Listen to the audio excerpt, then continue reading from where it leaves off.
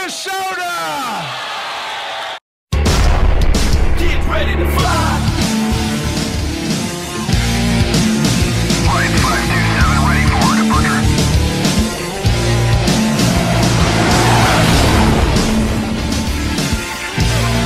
Get ready to fly!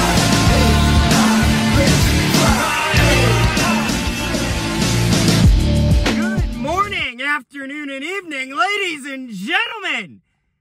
How are we feeling? Welcome back. If this is your first time tuning in, I would be filming normally with background stuff, but right now, Carter's using it right now for a WrestleMania live stream, which you, by the way, should definitely go check out and say hi, because Carter's freaking awesome, and also all the comments in last video were hyping that boy up. Either way, love to see it, but you know what we also love to see? Winnipeg Jets sweeping the Minnesota Wild. And oh man, this one felt great. Minnesota Wild are without Ryan Hartman in this game, which is good because he normally would injure somebody if he was. And the Wild have no excuses. They run out of excuses. Kaprizov had 2 goals. He had a good game. Everyone else sucked. And it was great to see. The Minnesota Wild got dominated by the Winnipeg Jets. By the Winnipeg Jets' fourth line. The fourth line for the Winnipeg Jets were on the ice for 3 goals, I believe. I think it might have been, 3 out of the 4 goals were scored by the Winnipeg Jets' fourth line. By the way, what an amazing fourth line for the Winnipeg Jets. When you have 3 guys that all have at least 11 goals on your fourth line, you're doing something right. And this Jets team was full of energy, full of life, and they were really great in front of the net, and that caused a lot of chaos for the Minnesota Wild. Hellebuck was great, as always. Fleury was fine, but he got no help on some of these. Man, there's not too much I have. I don't have reactions for this. I do have the Moose Watch later clips, but other than that, it's just great. It's just great. The Winnipeg Jets have re-entered the conversation for getting home ice advantage now, thanks to the Dallas Stars seemingly losing to the Chicago Blackhawks of all teams.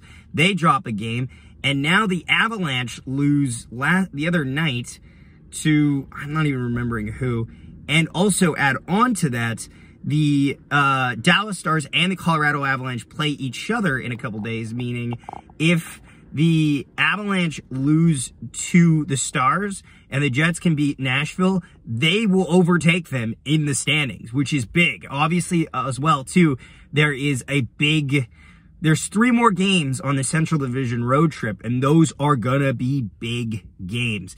Couple points of worry in this game, the penalty kill. The penalty kill is way too passive. And it's costing this team periods where they should be up by the end of it. They should have been up in the first period. They weren't, because they gave up some bad penalties. They took bad penalties, and they gave up power play goals because of it. The power play, I think, has gotten a lot better, though they weren't really very shooter heavy today, which I would like to change, because you need to be a lot more shooter heavy. That's what generates the majority of chances. You can't just outweight your problems, because they won't always go away. Neil Pionk still scares the hell out of me, and they even had this, I think Jay Fresh sent this on Twitter earlier in the day. Neil's just doing cardio. I'd prefer Logan Stanley over Neil Pionk right now, because at least Logan Stanley's understanding that he's getting under the skin of the opponents. By the way, it's really funny. Minnesota Wild fans think the Winnipeg Jets are dirty, and the Winnipeg Jets fans just don't think about the Minnesota Wild, so they're not really the same at all. But like, I don't get where you get off thinking the Winnipeg Jets is a dirty team when you have a player how can we have, let's have this conversation once Hartman's suspension has been served. How about that? You want to have that conversation now? There's no moral ground to stand on. There is nothing beneath your feet. Also, too, Brendan Dillon had a really good game, as he often does, against the Minnesota Wild. I found that he's been normally really on point. And Vladislav Nemesnikov, I can't stress this enough. Vlad Nemesnikov had a spectacular game. Vlad Nemeskov has found new dimensions to his game, honestly. And I think it needs so much praise. He's been around the block for a long time, and he has just found his, like, this has been his best season in his career. He's been a very typical top niner. He's now found new life as a utility player, and you love to see that. And it's really good to reinforce the fact that these are the right lines. The top 6 is the right top 6. It's great, too, that Monahan and Connor connected for a goal, because it reinforces Derek Bonus that he does not need to change the top 6. The top 6 is designed perfectly with Monahan and Kyle and Velarde, Ehlers, Scheifele. Those are the right combos there, with Toffoli on the third line to give them try to boost in scoring. Lowry, by the way, nearly had a breakaway goal in the third. It has to be said, these are the right lines, and this team finally understands that this is what you do with lines like this, is you balance them and you load them up. Fourth line, by the way, is the right 3 players there. Anyway, let's just check quickly. What time is it? Moose Watch!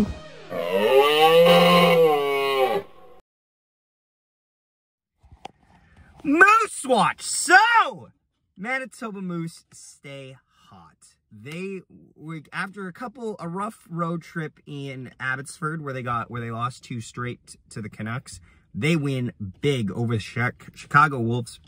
We're trying to chase them right now.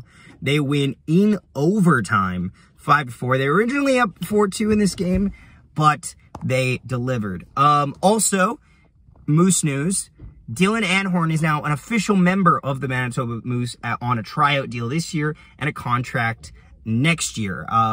If you want more details on that, check out my video, and please leave a like on that video. It's almost got 20 likes, by the way, on Dylan Anhorn signing with the Manitoba Moose, and why that is a great thing, because he is a left defenseman, and the left defensive position, I'm hoping next year, is a little more available. Yeah, no, Moose great tonight. Reichel scored. Malott has been climbing in the Manitoba Moose all-time leaderboard.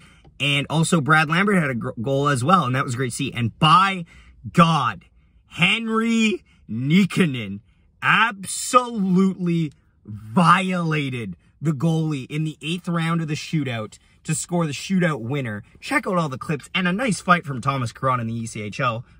Reactions here. He wants to pick a fight. Connor wants to pick a fight after someone's already tied up. Now here they go. Left land connects. Oh, big left by Tommy Caron. And now tied up along the boards. Uppercut by Caron. Another left by Tommy Caron. Sit down. Power in off the line. Sharp angle shot, and that one just ricocheted wide. Out in front, and they score! Dominic Toninato puts it away. And the Moose tie it 1-1. Spins it off the boards for Hainala. Little juke. Now he'll move it off for Lambert. Wheels around to shoot. Deflected in front. They score! Brad Lambert! And the Moose lead 2-1 on a power play goal. Lambert trying to burn into the zone. Spins off a check. Cuts it back out in front. Malott rips one. And he scores! Jeff Malott! And the Moose have a 3-2 lead! This one up the wall. Nice little chip at the line. And the Moose are away. Here's VL with Reichel trailing the play. VL's going to keep this one. No, he gives it to Reichel. And he scores! Christian Reichel, and it's 4-2 Moose. And he'll try to send the Moose to the win here this afternoon. Nikkanen in with speed off the wing, drags, scores! Henri Nikkanen, chalk up the win. The Moose take it 5-4. I gotta say, Henri Nikkanen, good for him. Honestly, he was on the chopping block to be, in my opinion, not tendered an RFA contract, or not even like, he was on the chopping block to be sent to the ECHL for the longest amount of time, and he's turned his entire season around, and it's been spectacular to see. But yeah, that was Moose Watch.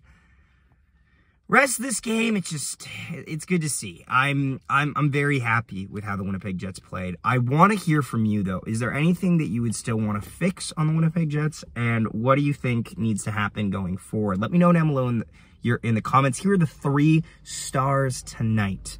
Third star is going to be Alex Iafallo, a goal and an assist. The second star of the game is going to be... Ooh, we're going to give it to Connor Hellebuck. Yeah, 4-2 win. Good showing for Helly. And first star, Vladislav Nemesnikov. Honorable mention, Morgan Barron and Brendan Dillon. Great, good things to see. Thanks so much for watching. Please leave a like on the video and subscribe. We are 1 subscriber away from 1,690, which means we're 11 subscribers away from 1,700. Thanks so much for watching, and we will see you next time. Nikolai Ehlers chips it through, gets around, and he shoots and scores! What a